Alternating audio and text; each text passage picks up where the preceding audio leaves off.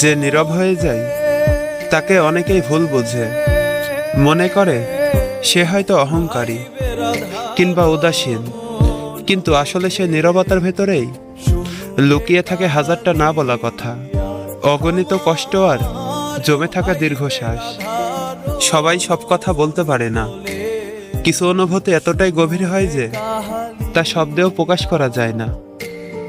নীরব মানুষগুলো একদিন খুব কথা বলতো, হাসতো, গল্প করত, নিজের মন খুলে দিত, কিন্তু সময়ের সাথে সাথে তারা শিখে যায় সবাই সব কথা শুনে না, সবাই বোঝে না।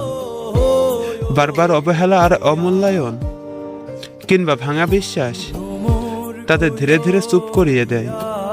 তখন তারা আর কথা বলে না, শুধু নিজের ভেতরে নিজেই কথা বলে। এই নীরবতার পেছনে থাকে অনেক রাতের কান্না, অনেক অপূর্ণ ইচ্ছে আর অগোছালো স্মৃতি।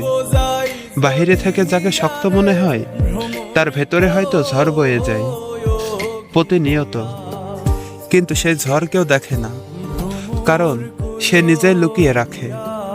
নীরব হয়ে যাওয়া মানে দুর্বল হয়ে যাওয়া নয়, বরং কখনো কখনো এটা শান্তির পরিচয়।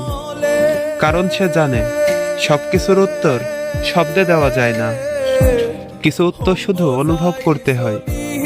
তাই যখন দেখবে কেউ নীরব হয়ে গেছে, তাকে বিচার না করে একটু বুঝতে চেষ্টা করো, হয়তো তার ভেতরে এমন এক গল্প লুকিয়ে আছে, তা শুনলে তোমার চোখেও জল চলে আসবে।